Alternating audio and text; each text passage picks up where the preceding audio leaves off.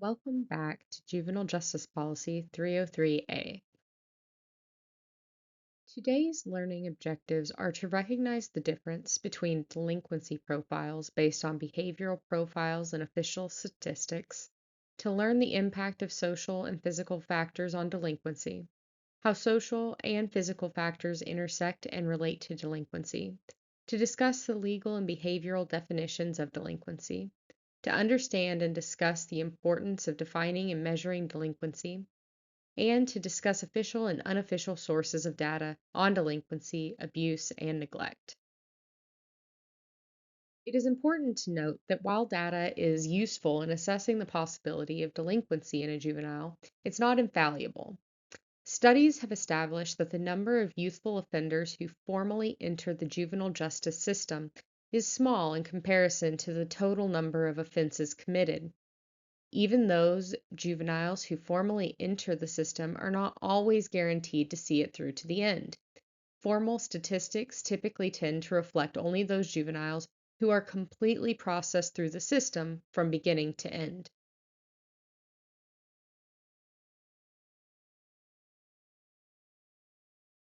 Both behavioral and statistical profiles are utilized in developing delinquency prevention programs. The recognition that juveniles who fail to circulate through the system in its entirety has also prompted new studies to determine the characteristics of those juveniles who do not matriculate through the juvenile justice system. Some common statistics indicate that a major portion of juvenile delinquents come from a lower socioeconomic background. This supports the theory that many of the juvenile delinquents who are in the system come from situations with substandard housing, poor sanitation, poor medical care, high unemployment, and exposure to violence. The first order disorder crime relationship, popularized by James Wilson and George Kelling in 1982, posits that signs of disorder such as graffiti, litter, or broken windows encourage further crime and antisocial behavior. By ignoring smaller issues such as these, the public risks an increase in more serious crimes and further decay.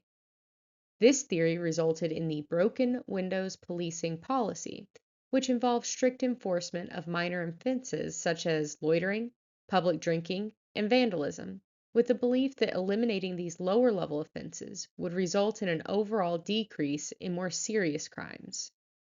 However, in their 2006 study, Bernard Harcourt and Jens Ludwig found that changing those scenarios does not necessarily eliminate or even reduce criminal behavior, especially when broken window policing policies are not consistently enforced and were more often affected by racial and economic bias. Although there have been expensive efforts to eliminate racial disparity in the treatment of juveniles, the system remains wrought with problems. The Office of Juvenile Justice and Delinquency Prevention continues to allocate funds through various grants to address the disparate treatment of minority groups in the juvenile justice system. In fact, such grant qualifications were codified in 34 USC section 11133A15. Disproportionate minority contact, or DMC, is the rate at which a specific minority group comes into contact with the juvenile justice system, which significantly differs from the rate of contact for non-Latinx Caucasians. DMC is caused by implicit bias, racial stereotyping, law and policies, and other such contributing factors. African American youths are arrested twice as often as their non-Latinx Caucasian peers, while Native American youths are transferred to adult court more than 1.5 times more often than the rate of their non-Latinx Caucasian youth peers. Latinx youth also face a disparate impact as they are placed in secure detention at more than 1.5 times the rate of Caucasian youths, with similar rates of transfer to adult court as Native American youths. Unfortunately, research suggests that certain social factors risk an increase in delinquent behavior. Risk factors appear to have a cumulative effect, as the more risk factors a child is exposed to, the higher the likelihood that they will succumb to the perils of delinquency and violence. There are a number of categories of social factors, including those that are individual, linked to family, connected with school, related to peers, or are part of living in a specific community setting that impact juvenile delinquency. Individual risk factors include antisocial behavior and alienation, delinquent beliefs, general delinquency involvement, drug dealing, gun possession, illegal gun ownership or carrying, teen parenthood, favorable attitudes toward drug use or early onset of alcohol and other drug use, early onset of aggression or violence, intellectual or developmental disabilities, victimization and exposure to violence, poor refusal skills, life stressors, early sexual involvement, and mental disorders or mental health problems. Family risk factors include family histories of problem behavior or parent criminality, family management problems and poor parental supervision or monitoring, poor family attachment or bonding, child victimization and maltreatment, patterns of high family conflict, family violence, having a young mother, single parent home, sibling antisocial behavior, family transitions, parental use of harsh physical punishment or erratic discipline practices, low parent education level or illiteracy, and maternal depression.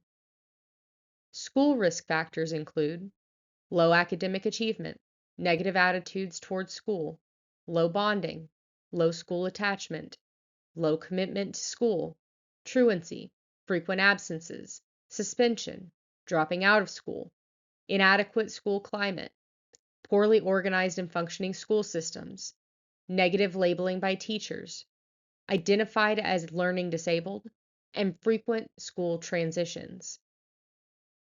Peer risk factors include gang involvement, gang membership, peer alcohol, tobacco, and other drug use, association with delinquent or aggressive peers, and peer rejection.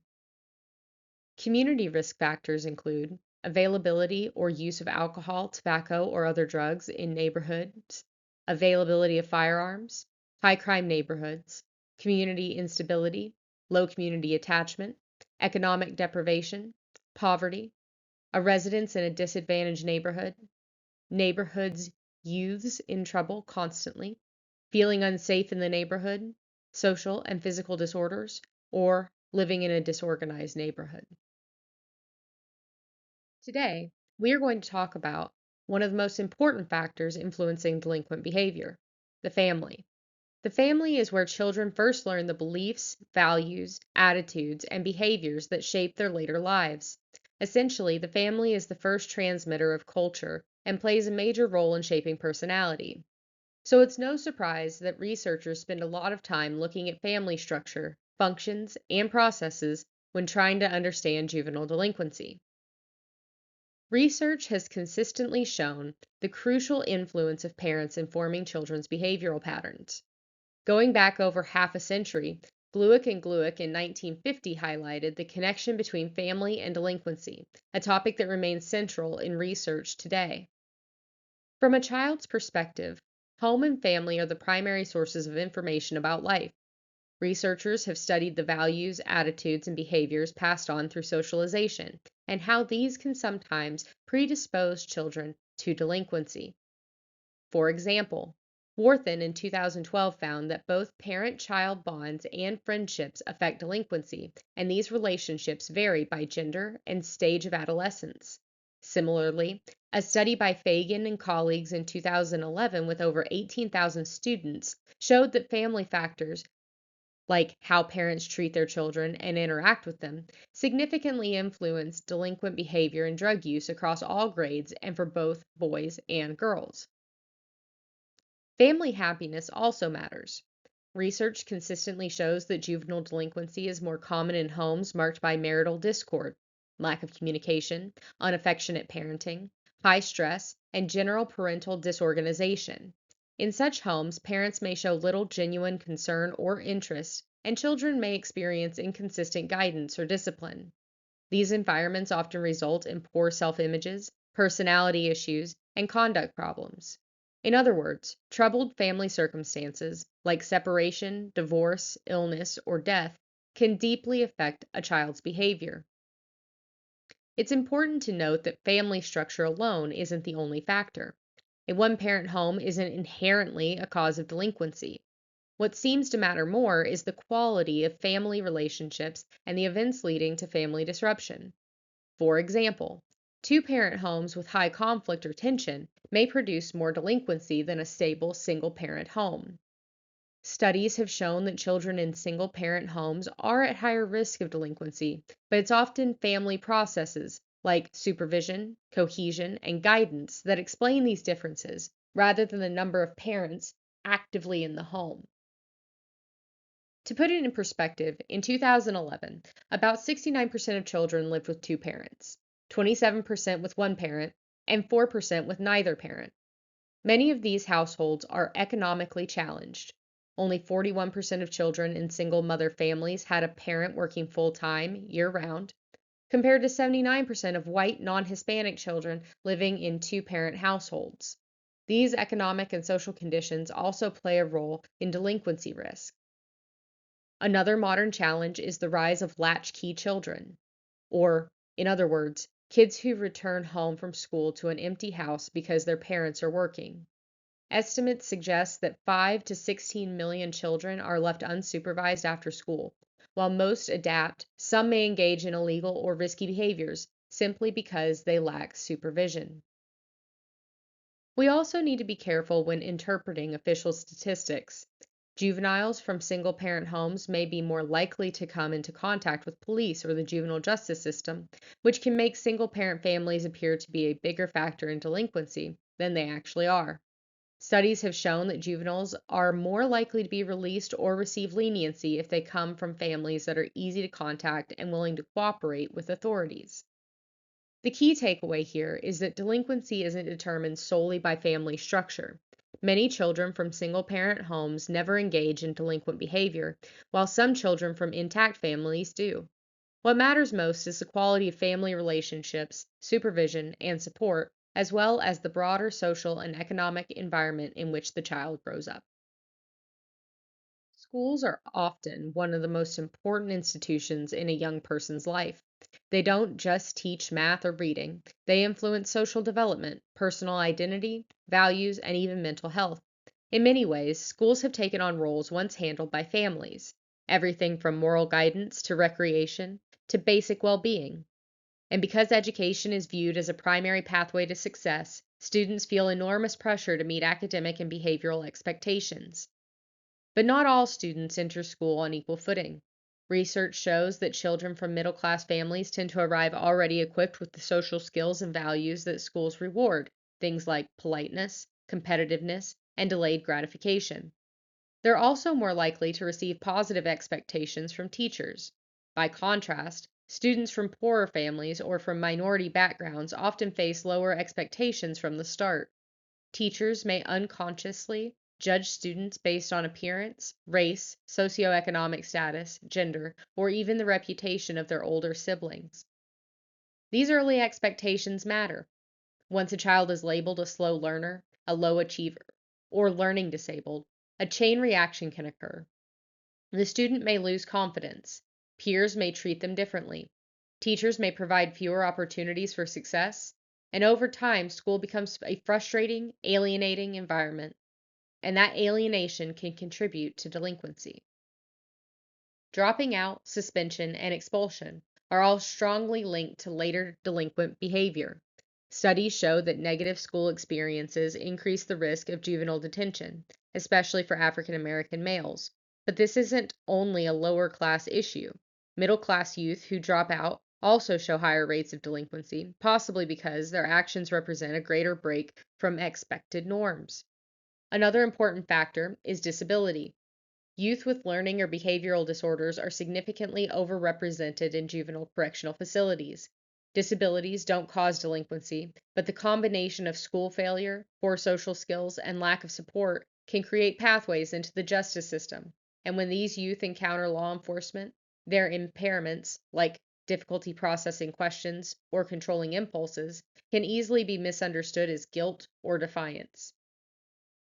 Bullying is another school based issue that deserves close attention. Bullying is now recognized as a global problem and it takes many forms. Boys are more likely to engage in physical aggression, while girls are more likely to use relational aggression or cyberbullying.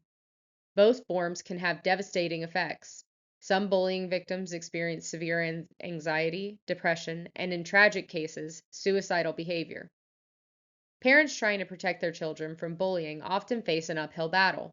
Research shows that when parents report bullying, schools frequently respond with resistance, denial, or inconsistent action. Many families end up feeling they must either remove their child from school or allow the victimization to continue. Schools have attempted to address bullying through disciplinary strategies and new laws.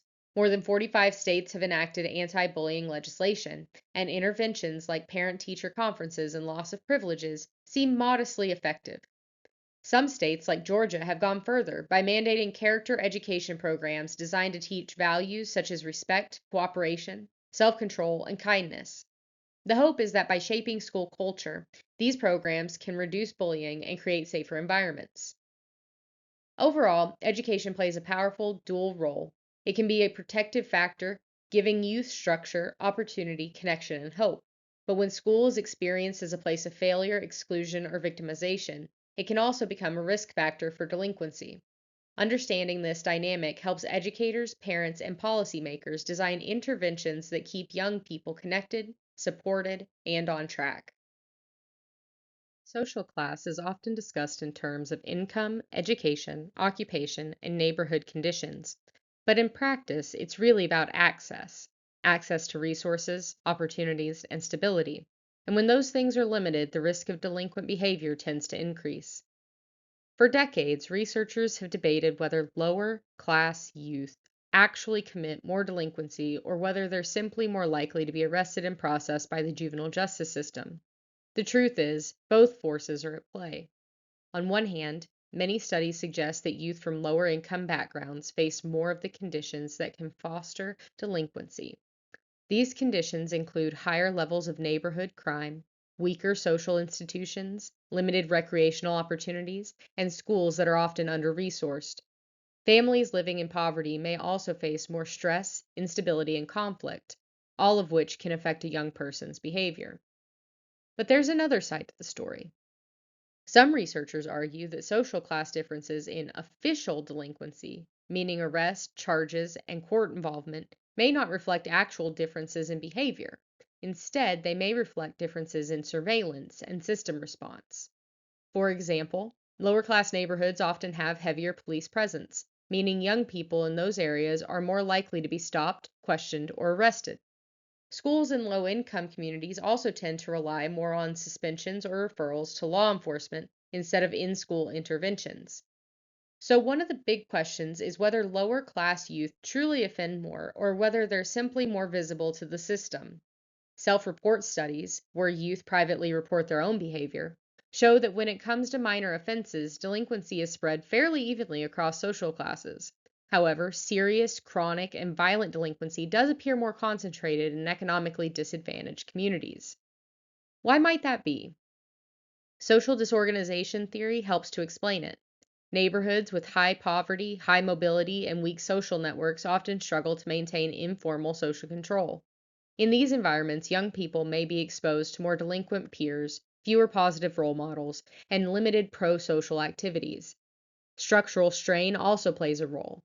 When youth see societal goals, like financial success or status, but lack legitimate ways to achieve them, some may turn to illegal means. It's important to emphasize, though, that poverty itself does not cause delinquency. Most young people living in low income communities do not become delinquent, but poverty does increase exposure to the risk factors: risk in the home, risk in the school environment, and risk in the community. And the more of those risks a young person faces at the same time, the higher the likelihood of delinquent behavior. Overall, the relationship between social class and delinquency is complex. It's shaped by community conditions, family dynamics, peer influences, and the way institutions, especially schools and law enforcement, respond to youth. Understanding how these forces intersect helps us better identify which young people might need additional support and how policy can reduce barriers rather than reinforce them. While drugs obviously have physical effects on the body, it's important to remember that drug use is also a social act. The social context matters: who youth are with, what environments they're in, and the behaviors they're exposed to. For the past few decades, research has consistently shown a strong correlation between substance abuse and delinquency. This connection became especially visible in the mid 1980s when crack cocaine spread through many communities. Crack was cheap, potent, and extremely addictive, which meant that young people who used it often needed money quickly. That, in turn, could push them towards criminal activity. As researchers Inciardi, Horowitz, and Potiger explained, cocaine and its derivatives present a serious concern because they're highly addictive, widely available, and can escalate the need for money very quickly. Today, the focus has shifted somewhat. In many communities, the bigger concern is no longer cocaine, but the misuse of prescription narcotics and the rise of methamphetamines. Meth produces a long-lasting high, sometimes more than 12 hours, and heavy use can lead to psychotic symptoms such as paranoia and hallucinations, along with significant physical harm. Some evidence even suggests that chronic meth users may be more violent than heavy cocaine users. Misuse of prescription stimulants, opioids, and depressants can also lead to poor judgment and dangerous psychological effects. It's also important to remember that some legal drugs, such as alcohol and tobacco, are illegal for juveniles to purchase or consume. Violating these laws can result in delinquency or status offenses. But beyond possession or use, drug habits can drive young people to commit other crimes to support their addiction. These can include theft, burglary, robbery, and even prostitution. There is also ongoing debate about whether drug use causes delinquency or whether delinquent youth are simply more likely to use drugs. The research is mixed, and the relationship may be different from different types of young people. For some, drug use and delinquency are tightly connected. For others, drug use never plays a significant role in their offenses. Researchers have also looked at why some youth in high risk environments develop drug problems while others do not. What they found is that the behavior of parents and peers is often more influential than a young person's individual values or beliefs. Finally, we need to consider the broader drug landscape today, especially the opioid epidemic. Misuse of prescription opioids has become one of the fastest growing drug problems in the United States. Among juveniles, in 2016, about 3.6% of youths aged 12 to 17 reported misusing opioids in the past year. That number is even higher among young adults. Most of this misuse involves prescription opioids, not heroin. There is some good news. Opioid misuse among youth has been declining. For example, past year misuse of pain medications among high school seniors has dropped significantly since the early 2000s. Students also report that opioids are harder to obtain than they used to be. But despite these declines, the consequences remain serious. Between 1999 and 2016, more than 200,000 people in the United States died from prescription opioid overdoses. In 2015 alone, more than 4,200 young people ages 15 to 24 died from drug overdoses, and over half of those deaths involved opioids. And for every overdose death, there are and more emergency room visits and treatment admissions. So the big picture is this: drug use and juvenile delinquency are deeply interconnected, but the relationship is complex. Different drugs carry different risks, youth experiment with them in different ways, and social factors, especially families and peers, play a major role. Understanding these dynamics is essential for developing effective prevention and intervention strategies. As we explore juvenile delinquency, it's important to remember that not all youth engage in delinquent behavior, and those who do are influenced by a combination of individual, family, school, and community factors. To understand who is involved in the juvenile justice system, researchers often look at patterns by age, gender, and race. These demographic factors help us identify trends and potential risk factors, but they also highlight the complexities of interpreting official statistics. For example, arrests and court involvement are influenced not only by youth behavior, but also by social, economic, and systematic factors, including law enforcement practices, school policies, and neighborhood conditions. In this section, we'll review current data on juvenile arrests, examine how rates differ across age groups, between males and females, and among racial and ethnic groups, and consider what these patterns tell us about delinquency and the juvenile justice system. Understanding these trends is essential for developing effective prevention and intervention strategies. When discussing official statistics on juveniles, it's important to note that very little official action is taken for children under the age of 10. This means that most data on delinquency actually focuses on youth between the ages of 10 and 18. Looking at 2017, which is the most recent data available at the time of this study, there were an estimated 809,700 juvenile arrests in the United States. Interestingly, only 28% of these arrests involved youth 15 years old or younger, highlighting that most arrests involved older adolescents. Overall, the number of juvenile arrests in 2017 was 59% lower than in 2008, showing a significant decline over the decade.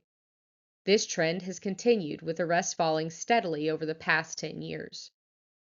Breaking down the data by offense, violent crimes accounted for 48,470 arrests. Within this category, murder and non-negligent manslaughter, 910 arrests. Robbery, 19,330 arrests. Aggravated assault, 28,220 arrests. Property crimes totaled about 168,050 arrests and included the following: burglary, 30,850 arrests; larceny or theft, 118,660 arrests; motor vehicle theft, 16,300 arrests; arson, 2,240 arrests. Other notable offenses included simple assault, 123,040 arrests; drug abuse violations, 94,830 arrests; disorderly conduct, 62,530 arrests; curfew and loitering violations accounted for 30,130 arrests. A few additional observations.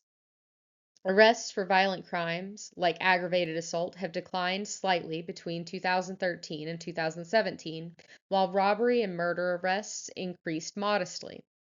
For simple assault, more than one-third of arrests involved females. Nearly 40% involved youth younger than 15, and 58% involved white youths. It's also important to understand a change in reporting practices. Beginning in 2013, the FBI revised the definition of rape, removing the word forcible, which affects comparisons over time. Because of these changes, national estimates for rape and other sex offenses are not available after 2012. Finally, keep in mind that these statistics may be influenced by reporting and law enforcement practices.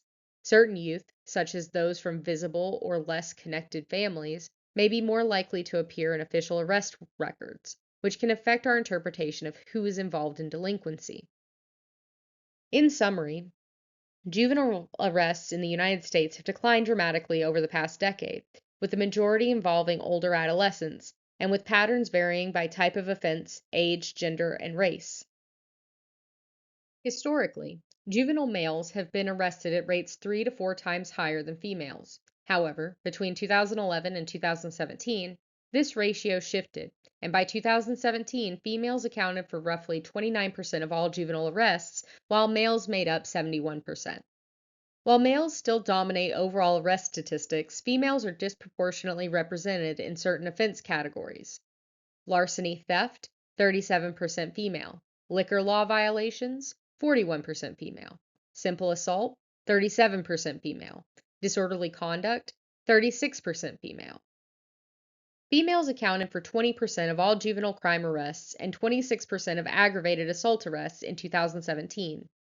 When we look at trends from 2008 to 2017, arrests of juvenile females decreased less than male arrests in most categories, including aggravated and simple assault, robbery, vandalism, and drug abuse violations. For example, violent crimes arrests decreased 42% for females versus 49% for males. Aggravated assault decreases accounted for 43% of females and 51% for males. Drug abuse violation arrests decreased 19% for females versus 52% for males. This highlights that while overall juvenile crime is declining, the reduction has been far slower for females in several offense categories. It's also important to recognize that female juveniles have often been overlooked in the juvenile justice system. Survival behaviors, such as running away from abusive environments, have sometimes been criminalized rather than treated as signs of vulnerability. Research shows that troubled female adolescents often have profiles distinct from males. Females are often considered to be abused, self harmful, and social, while males are sometimes categorized as aggressive, destructive, and asocial. These differences suggest that treatment programs need to be gender responsive, providing more supportive, comprehensive approaches tailored to a girl's needs. Studies also indicate that female delinquency is often linked to a complex web of victimization, substance abuse, economic hardship, and family dysfunction. Girls who enter the juvenile justice system frequently have histories of physical or sexual abuse, substance use issues, and mental health challenges. If these girls are only placed on probation, the underlying causes are rarely addressed. Counseling, school support, and coordinated multi agency responses are often necessary, especially when families are mobile or records are not transferred across jurisdictions. Research has identified several factors significantly correlated with girls' delinquency: negative or critical mothers, harsh or inconsistent discipline, family conflict, frequent moves or multiple caregivers, extended periods with a single parent, socioeconomic disadvantages. While some of these factors also influence male delinquency, the lack of prevention, diversion, and treatment programs specifically designed for girls remains a serious gap in the juvenile justice system. In summary, understanding and addressing female juvenile delinquency requires gender specific strategies, multi agency collaboration, and programs that respond to the unique social, emotional, and familial challenges that girls face.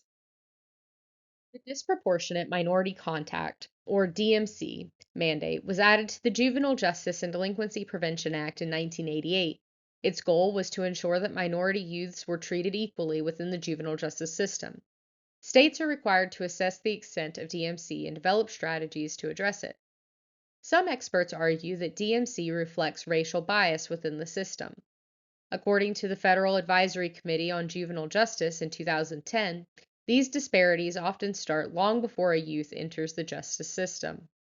Minority children are more likely to enter the child welfare system earlier and stay longer, be excluded from school or referred to court by school officials, experience differential treatment once in the juvenile justice system. Studies examining decision making in juvenile courts show that race remains a significant factor, even after DMC related policies were introduced. Research has found that Black youth often receive harsher dispositions, especially when living in predominantly white areas. Black juveniles are also more likely to be labeled as slow learners, experience educational difficulties, or be placed in foster care. Race impacts outcomes at every stage of the juvenile justice process. Official arrest statistics show that African American youths are disproportionately represented. For example, in 2017, African Americans accounted for 35% of all juvenile arrests under the age of 18. Juveniles younger than 15 accounted for a larger portion of arrests than in previous years. Female juvenile arrests remained around 29 to 30%. When looking at specific crimes, African American juveniles committed murder at 7 times the rate of Caucasian youths. Robbery rates were more than 10 times higher for African American youth. These disparities are influenced by a combination of socioeconomic and environmental factors, rather than race alone. Many minority youth live in lower class neighborhoods and urban centers, where crime and violence are more prevalent, opportunities for delinquency are higher, children are exposed to violence both as victims and observers. Research indicates that delinquency in these contexts is transmitted across generations through environmental and cultural factors such as normalization of violence and limited exposure to planning and long term goal setting. It's important to note that the overrepresentation of Black youth in statistics often reflects social environmental factors as much as, if not more than, individual behaviors. In conclusion, the interplay of race, ethnicity, social class, and environment make the study of minority juvenile delinquency complex. As Kreisberg 2005 notes, terms like race, ethnicity, and social class are often used imprecisely, making it difficult to fully understand or address disparities. The key takeaway is that no single factor explains the overrepresentation of minority youth, and we must consider multiple interrelated social and environmental influences. It's also important to consider intersectionality, a concept that helps us understand how multiple forms of marginalization can overlap in the lives of youths. Intersectionality refers to the ways in which various social identities, such as race, gender, sexual orientation, disability, and socioeconomic status, intersect to shape an individual's experiences of discrimination or oppression. Youth who belong to more than one marginalized group often face compounded challenges. For example, a young person who is both a racial minority and LGBTQ+ may experience greater social exclusion, limited access to resources, and heightened vulnerability within the juvenile justice system. Recognizing intersectionality means understanding that these challenges are collective and cumulative, and addressing them effectively requires looking at the whole picture rather than isolated factors. Once we understand the context of marginalization, we also need to consider the question of what actually counts as a juvenile offense. Defining offenses is essential because accurate definitions allow us to measure delinquency and develop programs to prevent and respond to it. There are two primary ways to define delinquency: legal definitions, which classify only those youth who have been officially labeled by the courts as offenders, and behavioral definitions, which consider any youth whose action violates the law as offenders, regardless of whether or not they've been caught or processed by the justice system. Each approach has important implications. For instance, under a legal definition, a juvenile who commits a serious offense but is never apprehended would not be counted as a delinquent, while a youth who commits a minor offense and is caught would be labeled a delinquent. Understanding these distinctions is critical for interpreting data, designing interventions, and ultimately working toward fairness in the juvenile justice system. When discussing juvenile delinquency, legal definitions are central. They tell us which acts are considered offenses under the law. However, these definitions are not fixed. They can vary over time and from place to place, and an act considered delinquent in one city or state may not be delinquent elsewhere, and the laws themselves may change over time. The Illinois Juvenile Court Act of 1899 defined delinquency simply as any violation of state law or city ordinance by a juvenile under the age of 16. By 1907, the definition had expanded to include behaviors like associating with, quote, vicious companions, wandering streets at night, or engaging in indecent conduct. Today, Alabama's Juvenile Court Act defines a delinquent act as, quote, an act committed by a child that is designated a violation, misdemeanor, or felony offense pursuant to state, county, or federal law, end quote, while still excluding certain serious offenses and older teenagers. The key point is that legal definitions are always limited by time and place and can differ widely across the states. This makes comparisons between jurisdictions complex. Another challenge in legal definitions is age ambiguity. There is always uncertainty about the lower and upper ages for juvenile courts based by jurisdiction. A lower age limit is traditionally somewhere around age 7, although some states set it as low as 6 or as high as 10. Most states also set the maximum age for delinquency at 17, but some states set it at 15 or 16, and certain states extend jurisdiction for abused, neglected, or dependent youth. Illinois, for example, sets different upper limits depending on whether the offense is a misdemeanor or a felony. Some states have created safe harbor laws to decriminalize underage prostitution, recognizing that minors involved in prostitution are victims rather than offenders. These laws prevent charging minors under 18 for prostitution, while allowing law enforcement to intervene to protect them from exploitation. However, not all states have adopted these laws, and debates continue about balancing the legal authority with protection of vulnerable youths. Strict legal definitions often lead to misrepresentations of juvenile delinquency and victimization. Legal definitions focus only on cases that are officially adjudicated, leaving out many acts of delinquency, abuse, or neglect that never come to court attention. Female juveniles may engage in delinquent behavior but are less likely to be arrested than males. Minority youths may appear overrepresented in official statistics because they live in heavily policed areas. These are just some examples of potential inaccuracies. By way of illustration, in 2011, 65.7% of juvenile arrests were Caucasian, 32% were African American, and 2.3% were other races. Yet, Black youth accounted for 51.4% of arrests for violent crimes, despite being only 16% of the population aged 10 to 17. Behavioral definitions, which classify as delinquent any youth whose behavior violates statutes, regardless of court involvement, also has its limitations. For instance, what counts as abuse, incorrigibility, or beyond parental control may vary widely depending on interpretation, increasing the number of youth who could be labeled as offenders or victims. In summary, legal and behavioral definitions of delinquency are complex and constantly evolving. Age, jurisdiction, social context, and local statutes all influence who is considered an offender or a victim. Understanding these nuances is critical for anyone studying juvenile justice, policymaking, or intervention strategies.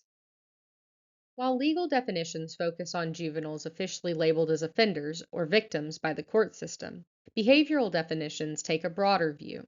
They consider any juvenile whose actions violate the law or who suffer abuse, regardless of whether the juvenile has been formally adjudicated.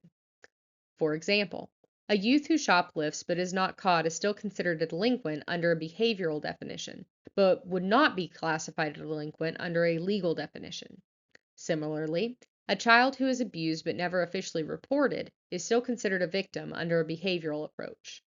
The key point is that the choice of definition significantly impacts our understanding of juvenile delinquency and victimization. Estimates based on legal definitions are generally lower and may portray a skewed picture of the types and severity of offenses. For example, official statistics may suggest that serious offenses are more common than they actually are, because less serious offenses may go unreported. Using a legal definition also tends to overrepresent youth from lower socioeconomic backgrounds. Youth in these communities are more likely to come into contact with law enforcement, creating a bias in official statistics. Behavioral definitions paint a more realistic picture.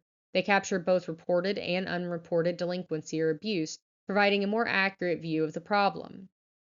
Further, behavioral theories can be applied across states and time periods because it's not limited by local statutes or reporting practices. Further, they offer a broader perspective, helping policymakers and practitioners design more effective prevention and intervention programs. However, behavioral definitions do include juveniles from outside the official data system. Data is often unofficial and, as such, can lead to less reliable and harder to verify accuracy. Behavioral definitions provide a broader, more inclusive understanding of juvenile delinquency and victimization, allowing us to see beyond the cases that come to court.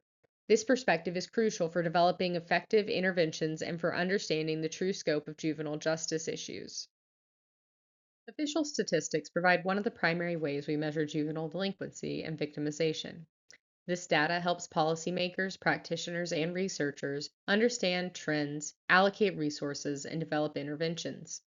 However, it's important to recognize both the sources of these statistics and the limitations inherent in their collection.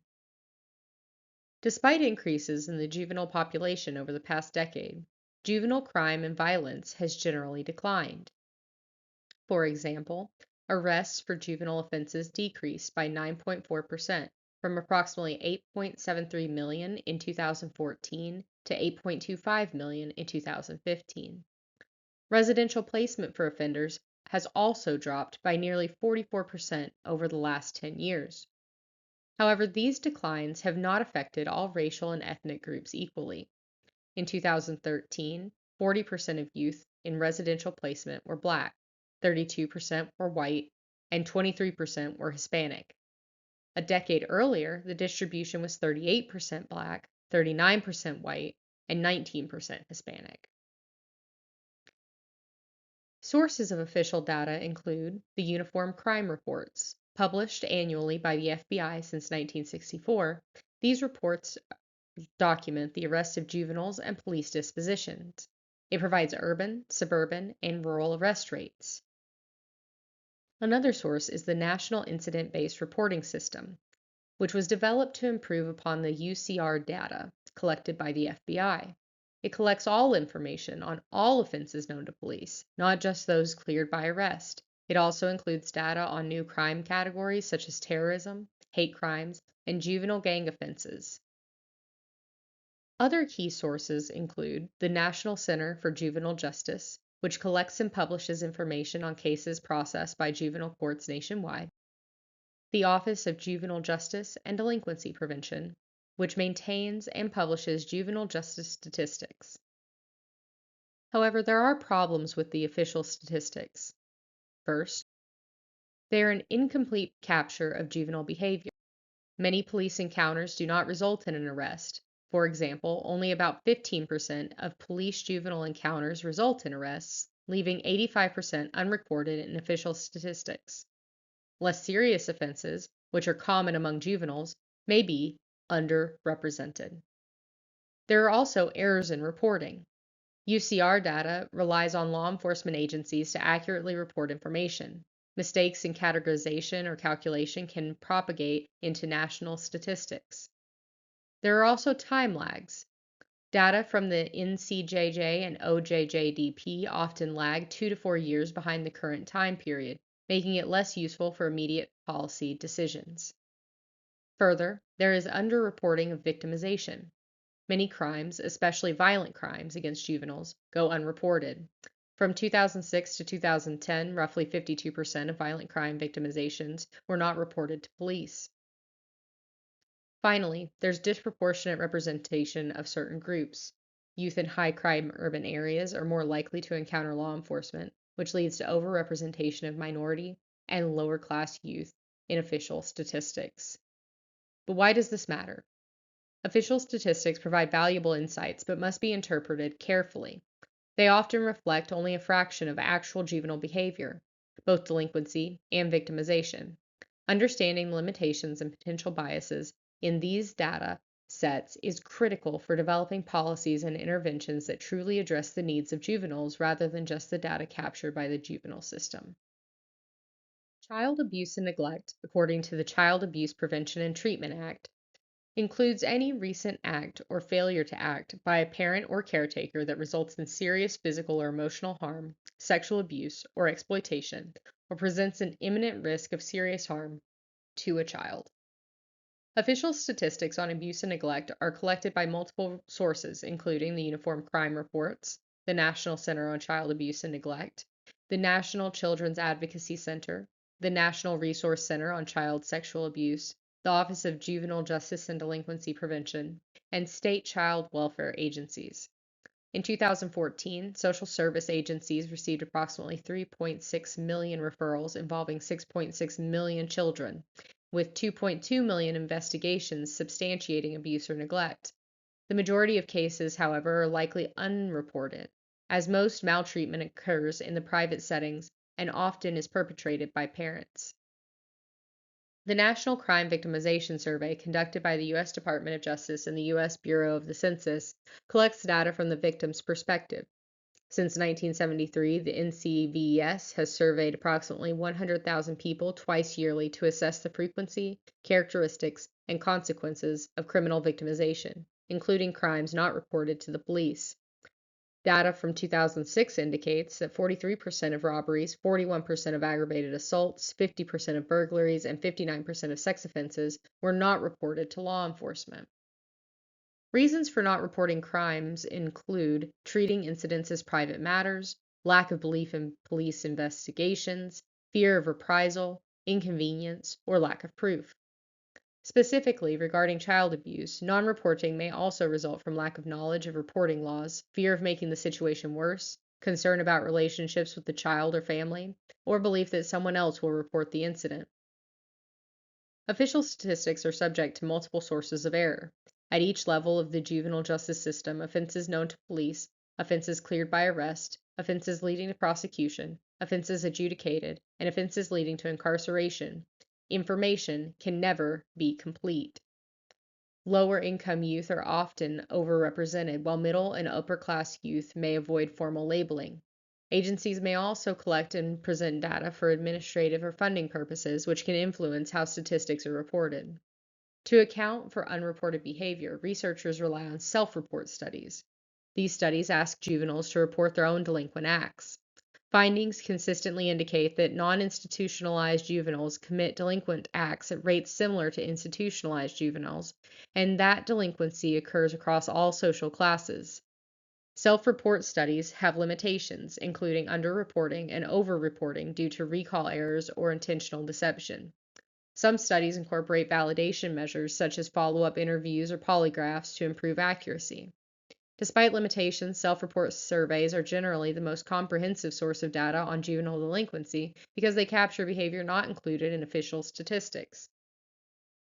Police observational studies provide additional insights. Research shows that 70 to 85% of police encounters with juveniles do not result in arrests, meaning most delinquent behavior is not captured in official statistics. Police discretion in handling juvenile encounters is influenced by factors such as the seriousness of the offense, the juvenile's behavior, and occasionally race or socioeconomic status.